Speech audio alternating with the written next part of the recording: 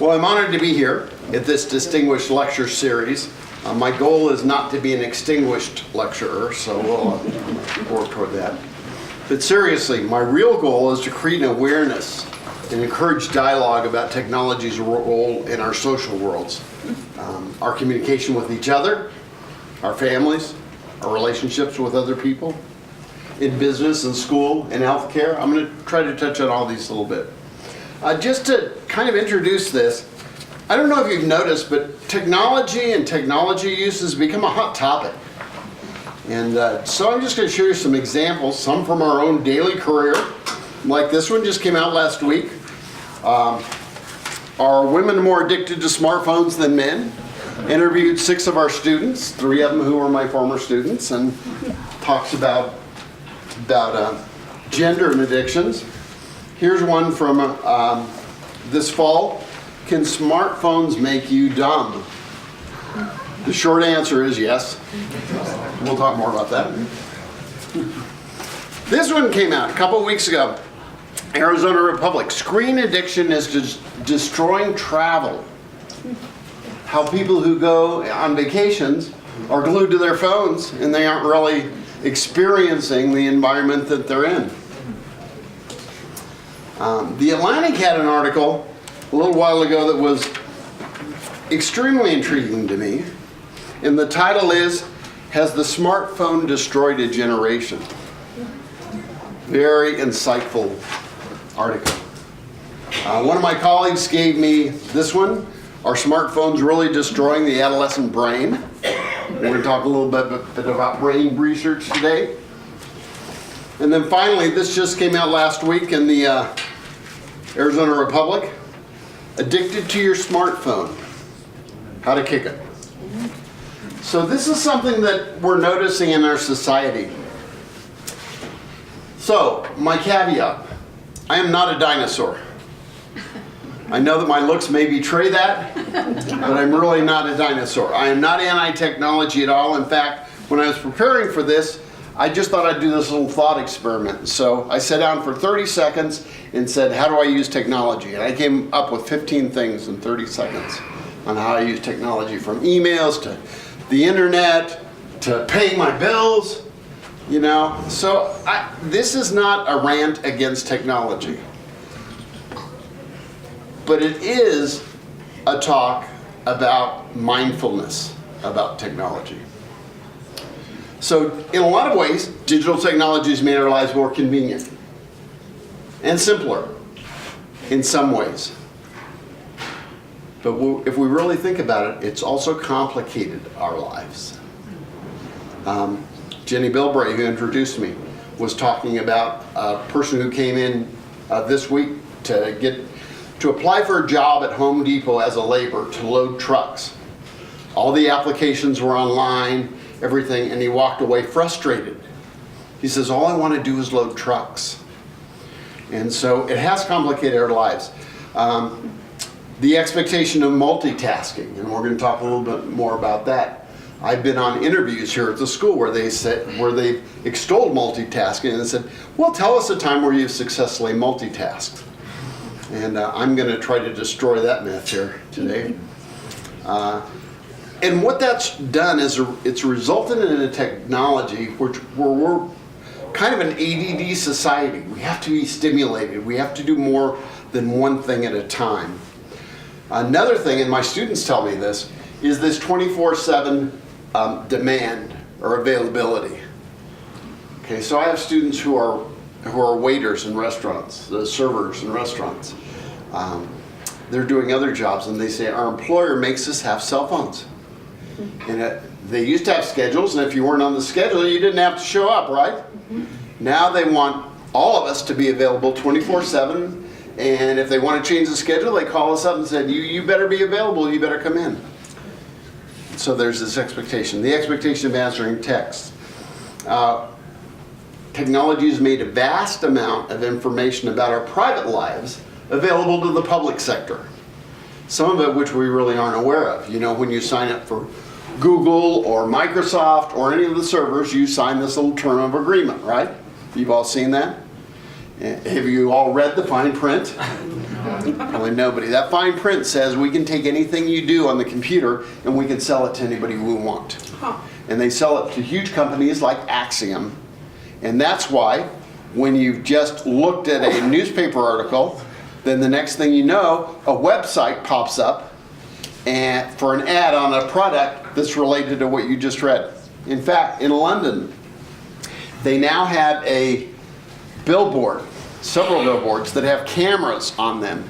And as you walk by, facial recognition will scan your face, put it through software, and then the billboard will change to the product that they think you're most likely to buy instantly. Oh my.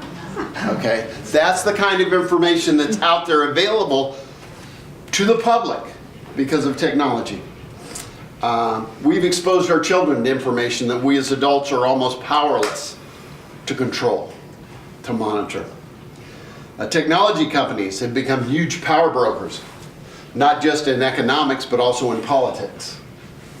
And they're one of the driving forces in healthcare, in every area of our collective lives. And the laws regulating tech companies are pretty loose. And those companies would love to believe that everything they do, all their inventions, really benefit us and make our lives better. Okay? But as a sociologist and an observer of human nature, I'm really interested in what technology is doing to us as well as what it's doing for us. For the last 30 years, I've observed students. I've been teaching for about 32 years now, full-time in the college setting, and I've seen our students change drastically. But that biggest change has been in the last 10 years. Okay, and we're going to talk a little bit more about that. So, how is technology changing who we are as human beings? That's the question I want to address. And ask, is that a good thing? So, I know this is going to sound to some people like a list of evils about technology. That's not my intent. I'm not here to bash everything technology does, but I do want us to be more self-conscious of it. So in 2013, Pew Research made this statement: the cell phone is the most quickly adopted consumer technology in the history of the world. So here's the quiz, and I always give a quiz in my classes. When did the first smartphone appear? 2002. Okay, so hold off and I'll get you that answer, all right? So, this month, Pew Research updated their study. They said the vast majority of Americans, 95%, now own a cell phone of some kind. The share of Americans that own smartphones is now 77%, up just 35% in Pew Research's first survey of smartphone ownership conducted in 2011. For those of you that are around young people like I am, 100% of 18 to 29-year-olds own cell phones. 94% own smartphones, which is basically everybody. So let's look at the automobile. And we now use the term technology to refer to mobile technology, digital technology, smartphones, computers. But technology in its broadest sense means any tool that we use to make our lives better. So let's look at the automobile. First automobile, 1885. Carl Benz, first gasoline-powered automobile. Okay? That's 1885. Keep that date in mind. Anybody know when the interstate highway system was completed? 1992. Glenwood, Colorado was the last section of interstate there through the Rocky Mountains. So, it took us 107 years to figure out the automobile. And I don't know if you've seen the old films about the automobile, but people are running into trees and they're running into each other. There's no stop signs, no stoplights, heavens, no seat belts, no turn signals, nothing like that. Okay? No roads, basically. There were wagon trails. And so it took us over a century to figure out how to make the automobile safe. I remember when there were no seat belts, no airbags. Okay? All that's been within our lifetimes even. Okay? So, the first smartphone, the BlackBerry, came out in 2002. The iPhone didn't appear on the scene until 2007. Just a decade ago.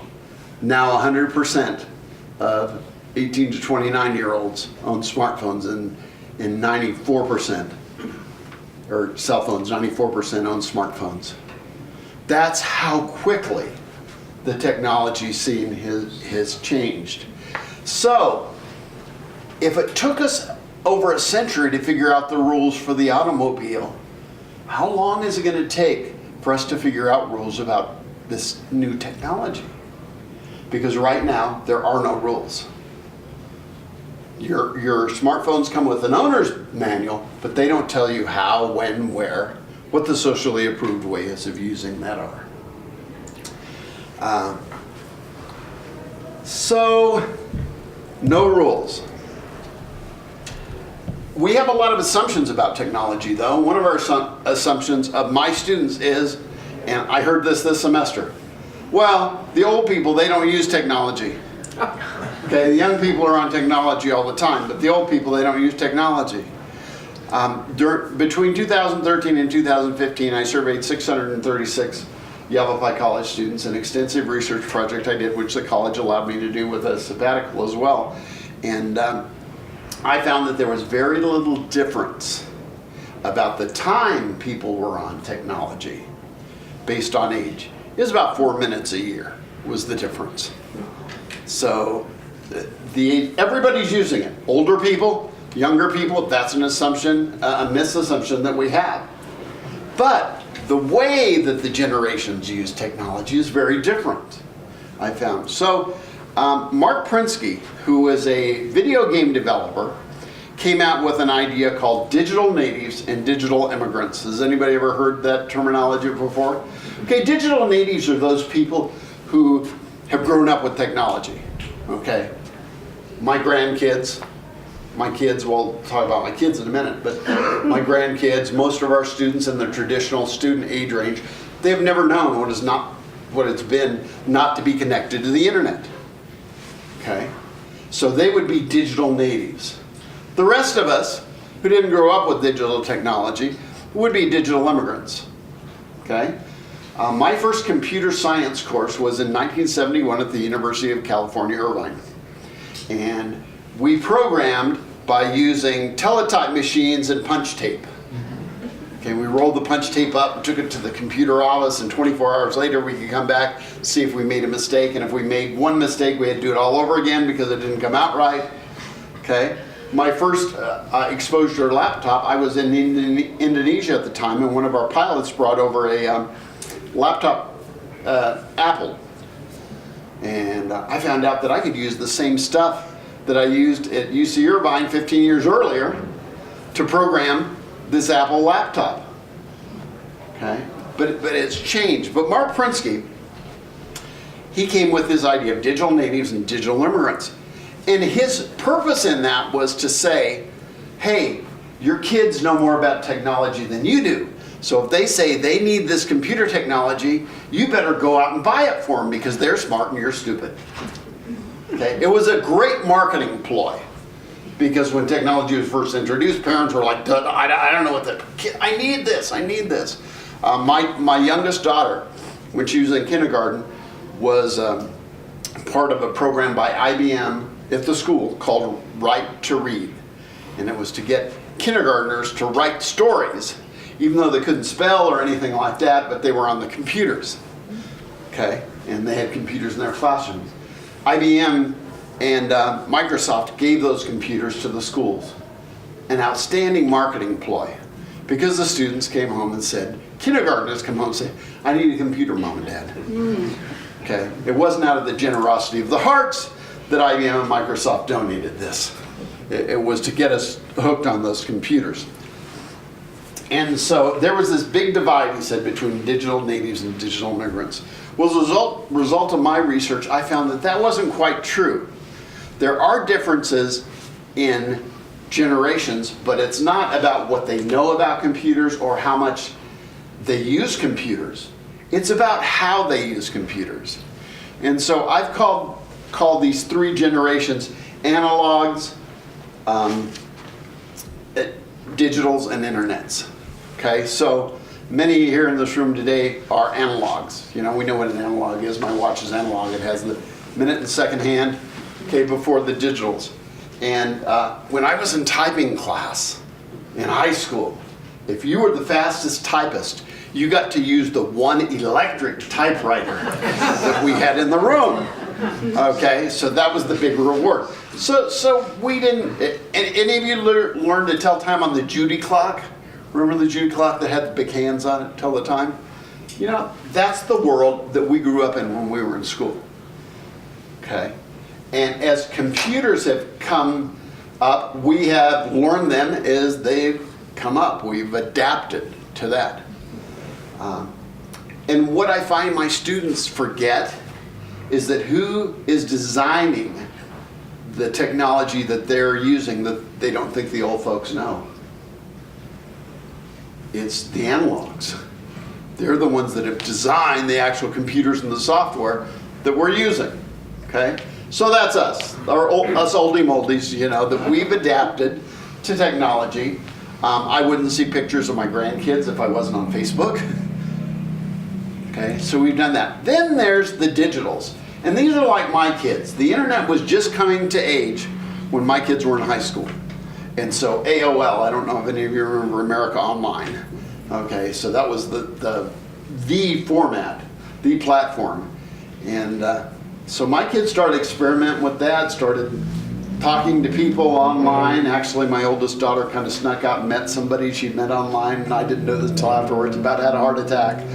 But so they grew up with it as basically communication.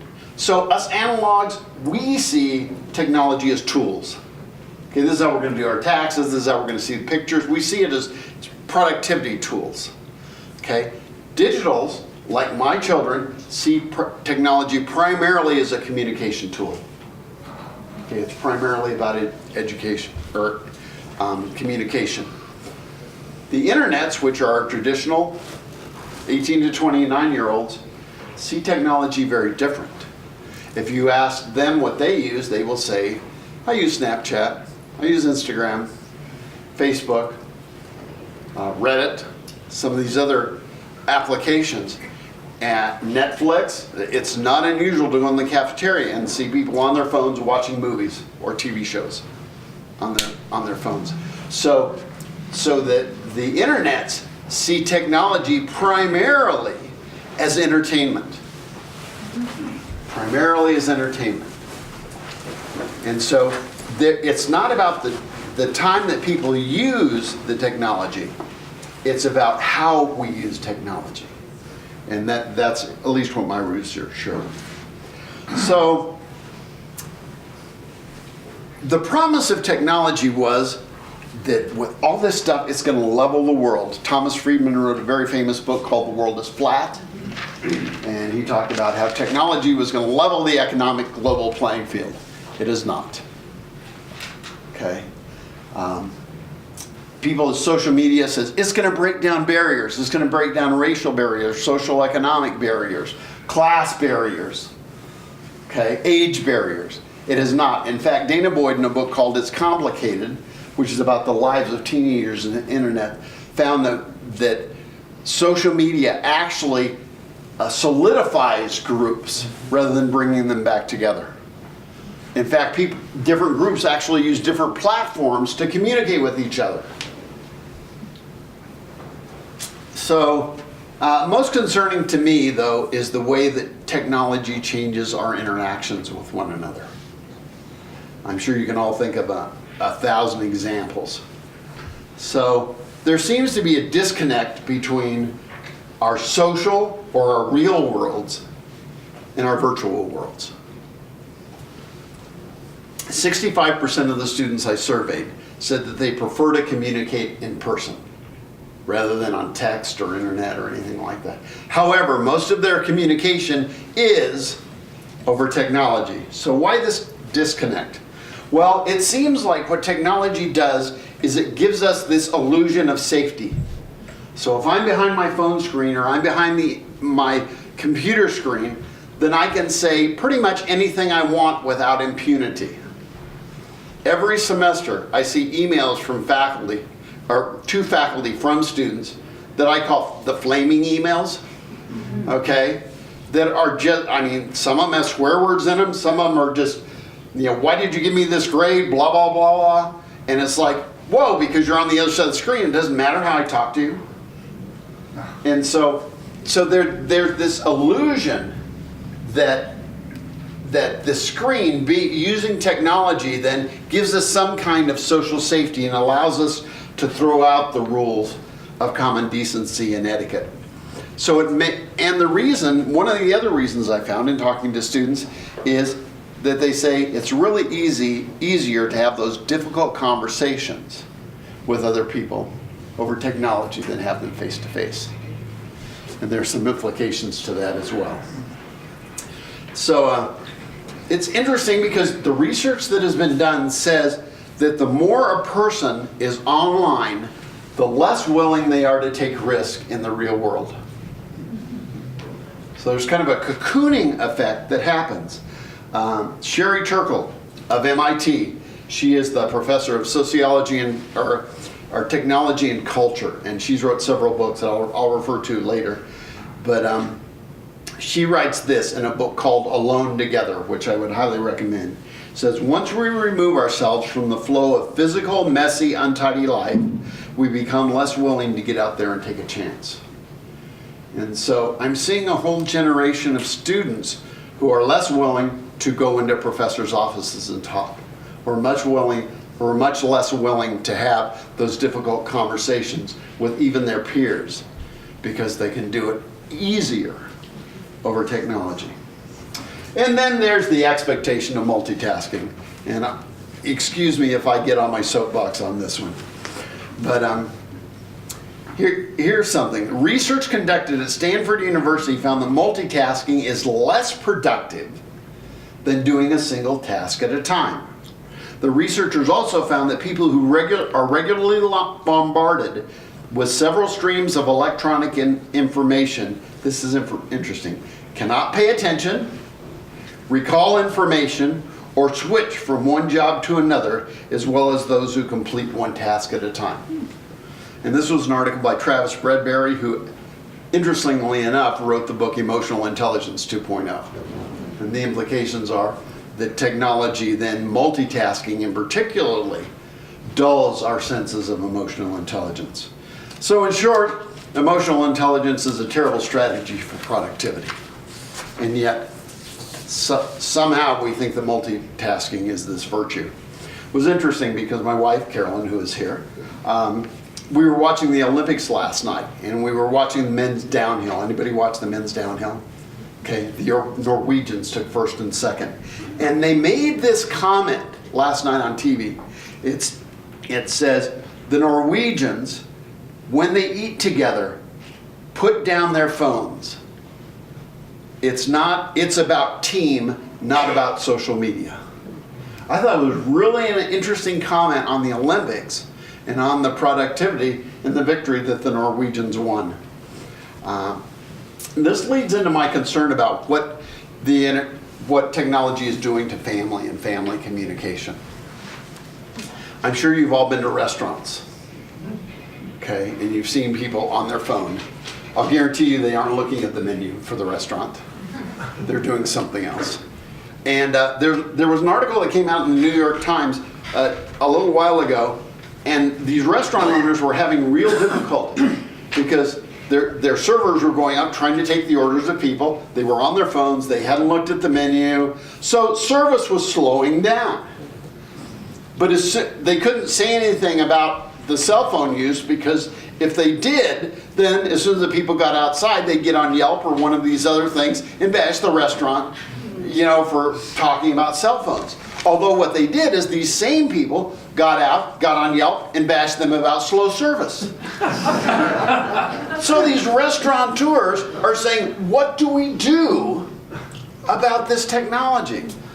Well, what's more disturbing to me than that about restaurants is going in and seeing a family of 4 or 5 and everybody's on their technology and they're not talking to each other. We see this in our diner all the time. There'll be 4 or 5 people not talking. I saw this in the hallway as I was going to class last week. So I had 30 people in my intro to social class, and probably 10 of them were out in the hallway. Every single person was looking down at their screen. Nobody was talking. So the other thing that's really disturbing, so in the restaurant you're there, and I've actually seen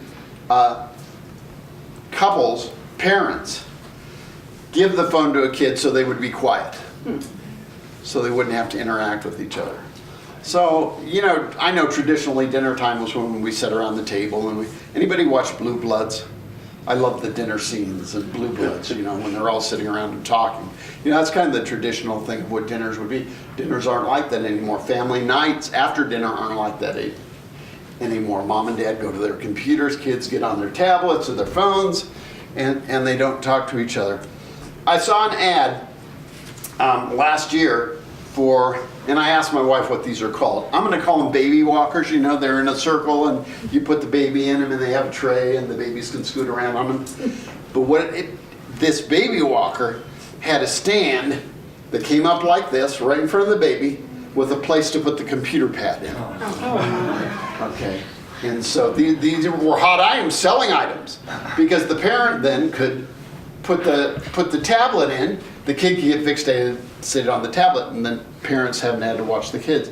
There have been several incidents of babies being harmed or even dying because moms or dads were on the internet or on the phone or something and not paying attention to their kids. 2014, the Boston Medical School did a study of 55 parents in interacting with the kids. They found 40 of the parents used mobile devices during meals, and many more were absorbed in the device than in the kids. Another study, which some of my students in a class last semester unearthed, was about drones. Okay, and it was a survey of parents, millennial parents, about drones. 50% of those parents said that they were in favor of drones following their kids to school and back all the time. 1 out of 2 parents said they're okay. And so what's happening is the world is being redefined as more dangerous than it really is. Think about it. When I ask my students to turn off their cell phones, and I do, I have a very strict cell phone policy. I have powered off classrooms. But I'll inevitably getting one person say, every class, like, what if it's an emergency? And my response to that is define emergency. And they're dumbfounded. Because everything is an emergency. We've redefined, partly because of technology, how unsafe our world is, and then we have to be connected to this technology. I hear complaints from my students all the time about their parents wanting to police their phones, wanting to know what's on their phones. So it's on both parts. The big problem here, as I'm seeing this revealed, is that parents are as addicted to their technology as their children are. So, this has me thinking about relationships, romantic relationships, to be specific. I cannot tell you how many students confide in me that they just broke up with their boyfriend or girlfriend via text, okay, or email. And that seems to be, again, that safety. Online dating has presented opportunities for people. There's not a whole lot. I mean, you guys are pretty representative of the population in Prescott. There's not a whole lot of opportunities for a lot of young people here to meet other young people.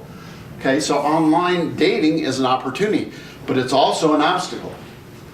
Because on the internet, we tend to put out there and put together a profile of our fantasy self, our ideal self, to be kinder, the thing we want the world to see. And when they see a person, it could be a little bit disappointing. There's an interesting thing about relationships. When you first meet each other your individuals. But as you get to know each other and get romantically involved, you can spend more and more time with each other, more and more communication with each other, until at some point you're connected at the hip. We all know how that goes, okay? And then in a healthy relationship, what happens is that you grow apart while staying connected to each other. So it's kind of an hourglass shape in the relationship. What technology is doing is it brings people closer together faster because you're texting every day, maybe every hour. What are you doing? How are you doing? Blah, blah, blah. And they come up and they don't disconnect. And they don't individuate. So they get lost. They lose their own identity in the relationship. But I'd like to talk a little bit more about school and what technology is doing to schools, and particularly for instruction.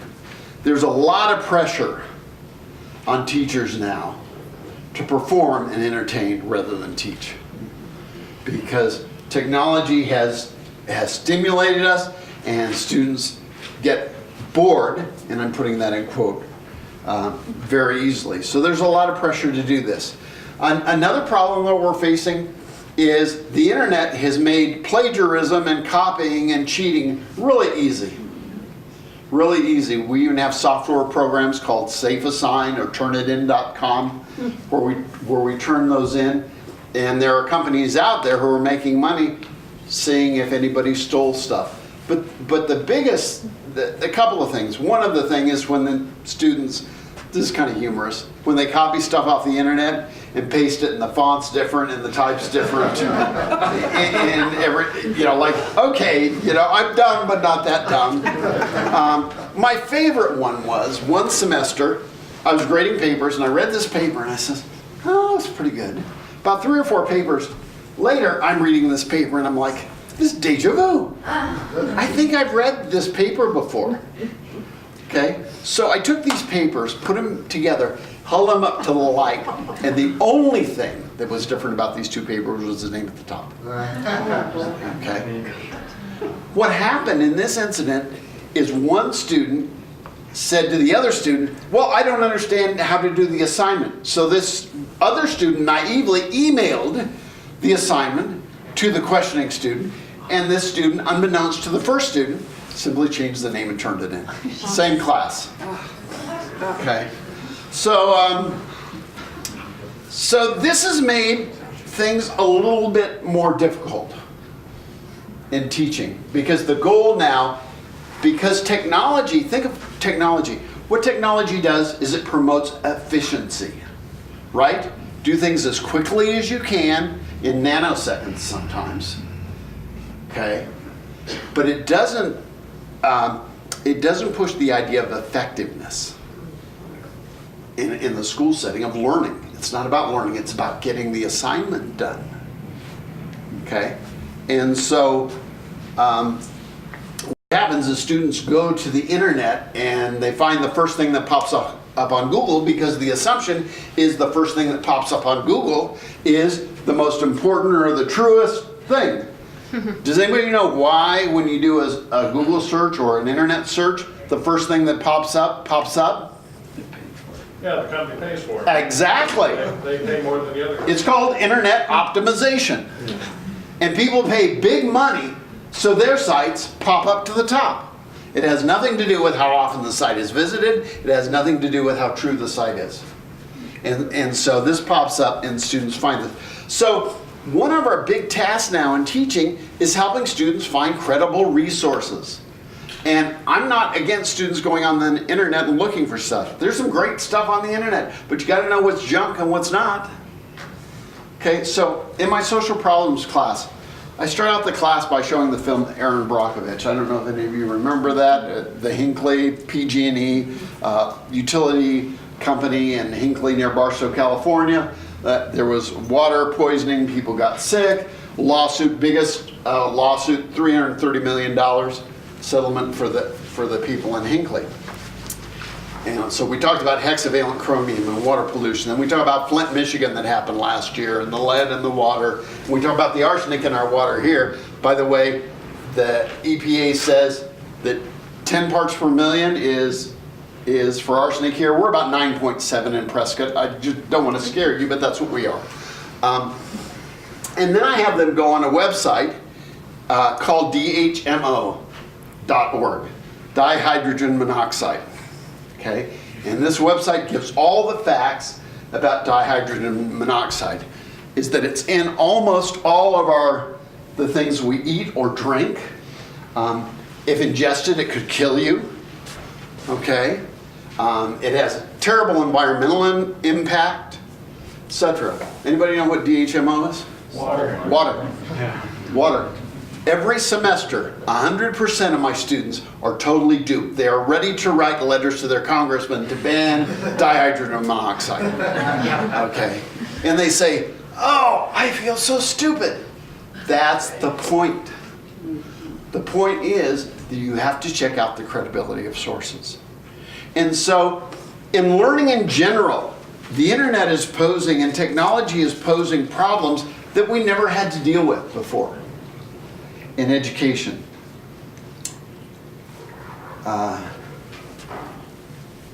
So what about online degrees? This is a very controversial, and I hope I don't offend anybody intentionally. I'm not doing it intentionally if you have an online degree. Several years ago, I'm in the social sciences department, so we were interviewing a prospective psychology professor. Okay, they had gotten their bachelor's degree at an online school, which I won't name, and their master's degree at an online school.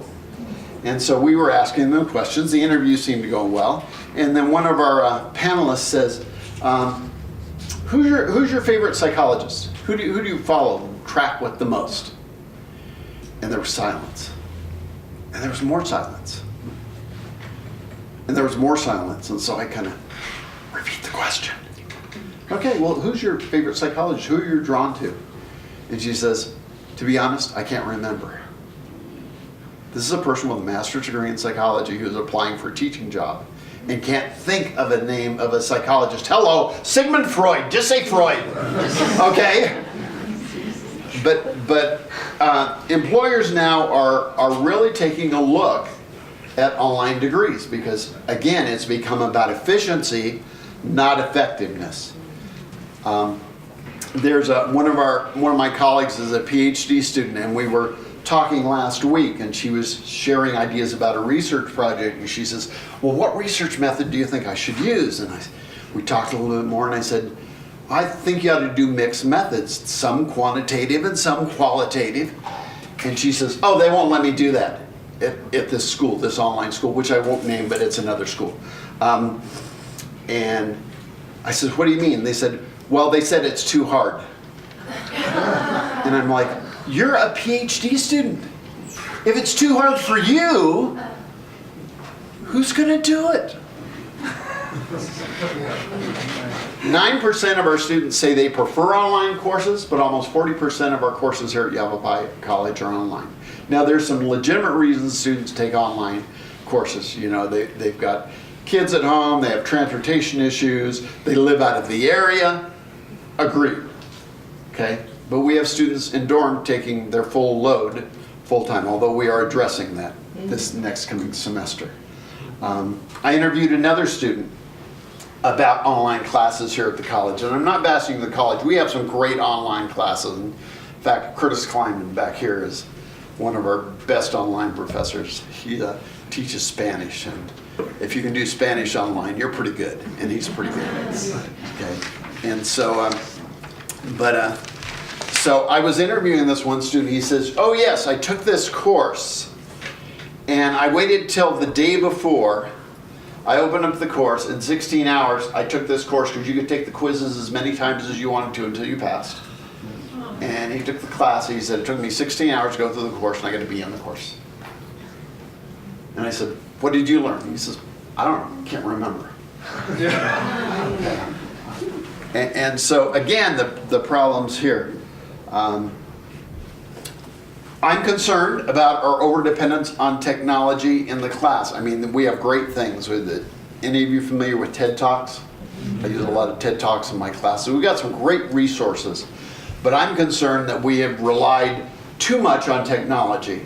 and that technology actually becomes a distraction for our students in their own learning. I had this conversation just last week in preparation for this with a class, and I said, what about Canvas, which is our learning management system? All our courses on Canvas, the readings, assignments are on Canvas. And I said, is that a distraction to your learning? And they said, well, not exact, yeah. And I said, what do you mean? And they said, well, Canvas is fine. We like the way it's organized and we have all our resources there. We can see our grades. But they said, whenever we're on Canvas, we have Facebook open, we have other social media sites open, we have the internet open, we have our email open. And so we're never really concentrating on our courses. We're going back and forth between these different tabs. And I wonder, just personally, if that's not causing more distraction. Research has been done on how long it takes for us when we're doing one task to shift to another task and back to that task, okay, to refocus on the task. And the research says it takes from a few minutes to up to an hour for our brain to totally engage. So if you're switching between 4 or 5 tabs on your computer and trying to do your homework, it's probably not going to be real effective. Linda Stone, who was a former Microsoft employee, interestingly enough, coined the phrase continual partial attention. Think about that. Continual partial attention is that we're paying part of our attention to everything all the time. So we're not focusing on anything. And she made this statement. She says, we're motivated to do this because we want to be a live node in the network. And I thought, whoa, what does that mean, live? It's because we want to be where all these other signals are coming in and we don't want to be left out. Continual partial attention. Cornell University did a study where they took classes and they allowed half the class to use their laptops. In half the class, they says, don't use your laptops. Well, I'll guarantee you that when they're on their laptops, they're just not taking notes. However, when they do take notes, they don't tend to take notes. They tend to try to transcribe the professor's lecture word for word. Okay? What that study found is that students with laptops open showed significant memory gaps in the material that was presented. And so instead of just paying attention and being involved in the conversation, then the distraction actually caused them to learn less. Lastly, I want to talk about health.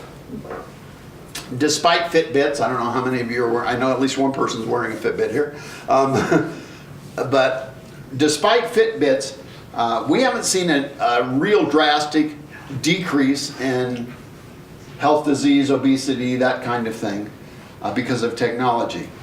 Let's take driving. We are one of 3 states that have no legislation against texting and driving. 23% of the students I surveyed says, yes, I text when I drive.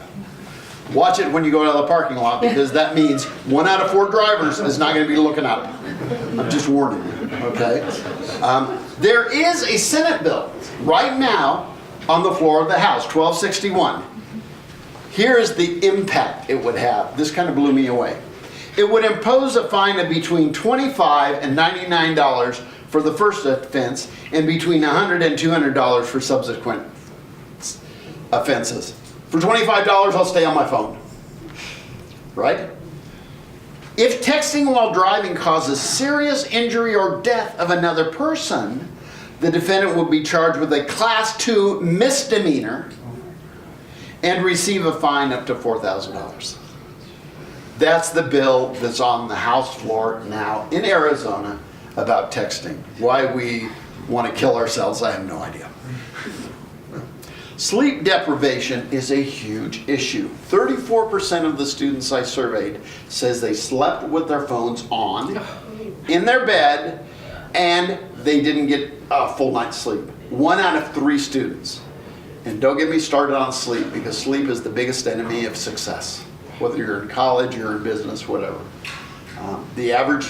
Our average students get about 6.7 hours of sleep a night. To be functional as a college student, you need between 9 and 10 hours of sleep, because at night, that's when your brain consolidates memories. That's where all the money you paid to go to class really pays off, when you're sleeping. but our students haven't figured that out yet.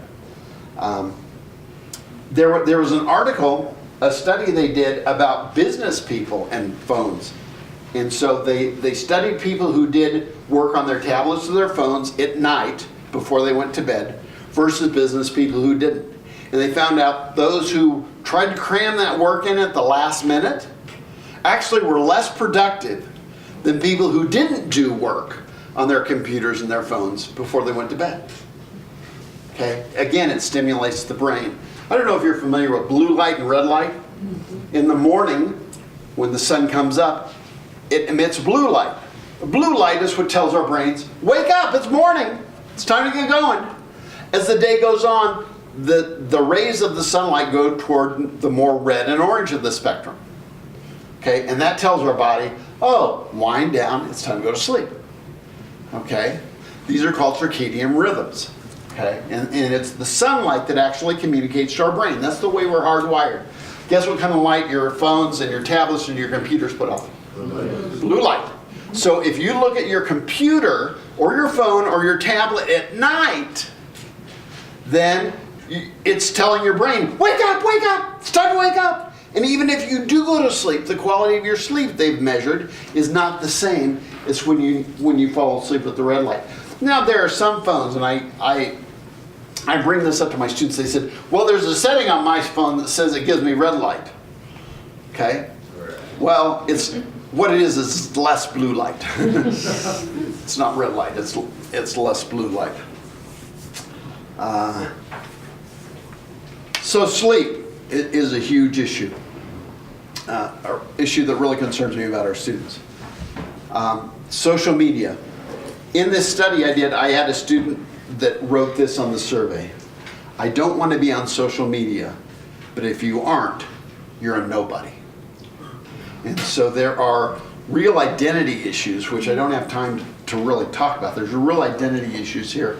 Social media basically discourages authenticity.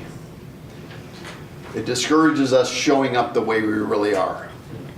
And just as a side note, if I see one more picture of a slice of pizza or a salad on Facebook, I'm going to scream. Okay? One of the biggest things that happens is that our tethered, and Sherry Turkle talks about being tethered to technology, is that it impairs our ability to enjoy or engage in solitude. And now why is that such a big deal?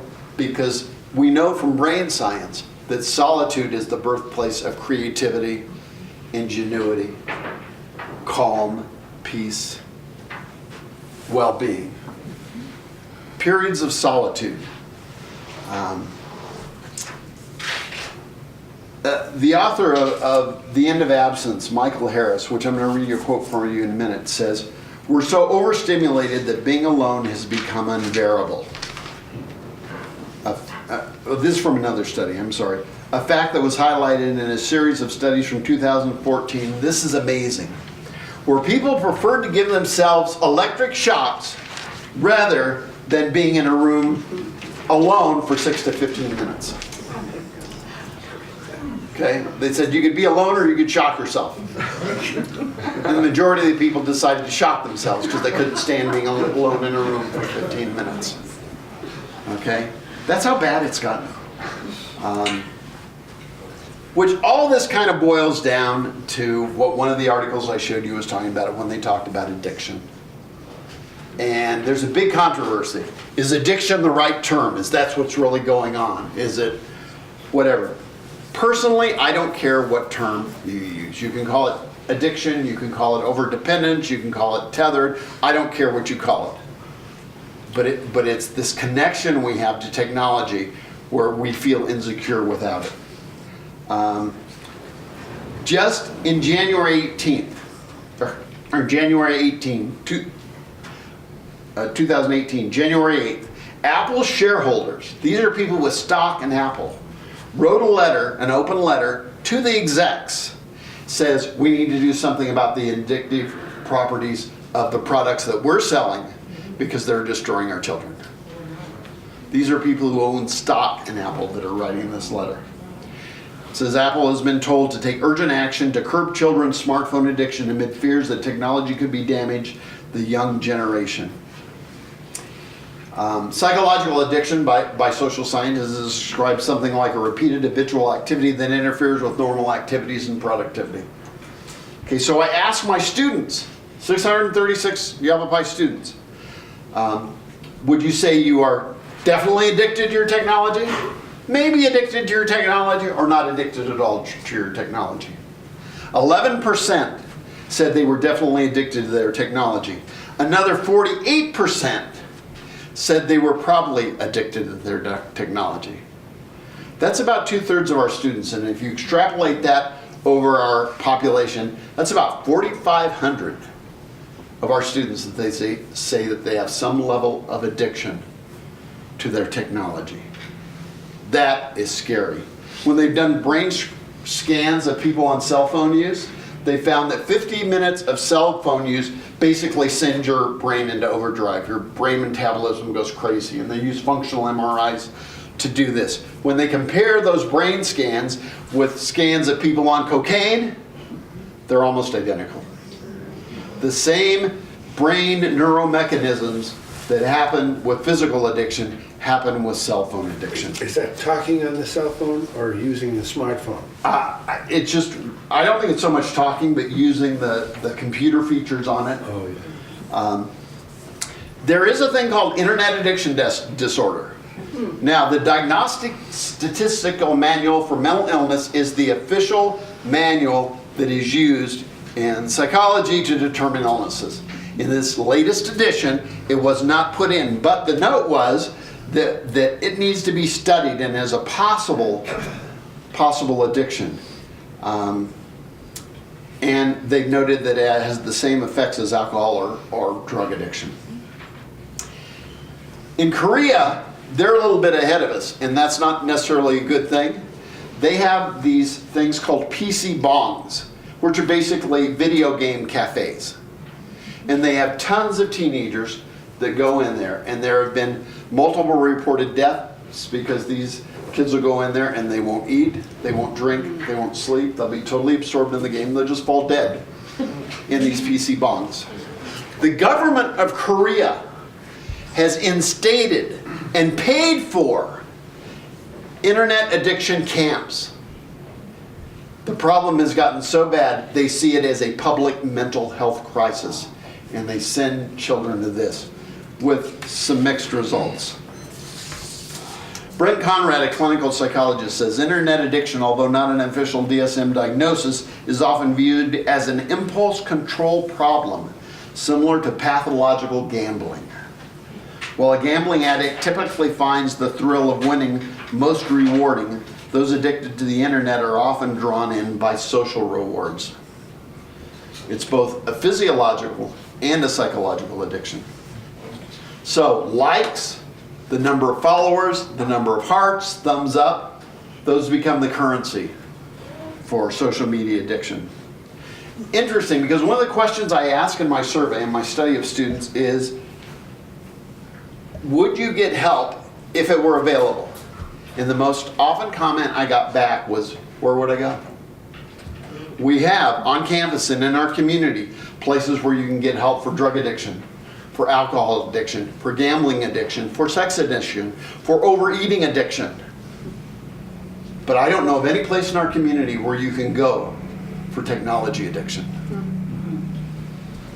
So the big question is being tethered to, interdependent on, addicted to, or obsessed with, you choose your term, technology, is that the new normal?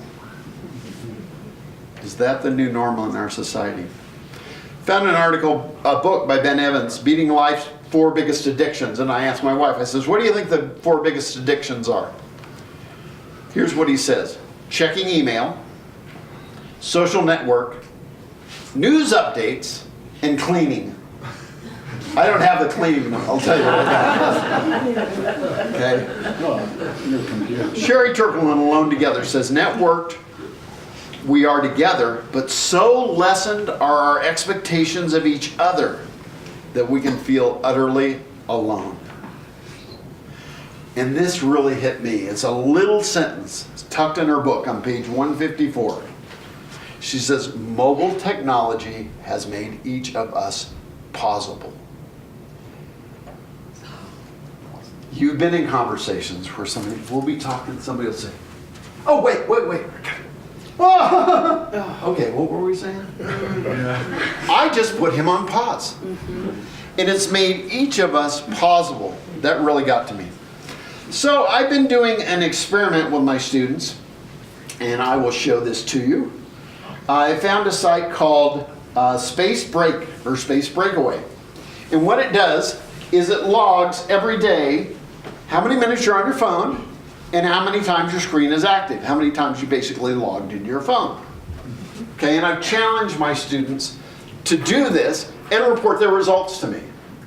Well, I was in class Tuesday, and my class was saying, this program's wrong because it cuts us off like after 5 hours. Okay, and so we got talking about this, and they said, Dr. Shelley, we want to see your phone. Okay, so today I've unlocked my phone 4 times, and I've been on 25 minutes. And they say, how do you do that? They say, don't you get a lot of texts and emails? I says, yeah, but I don't have to answer them. And they go, oh.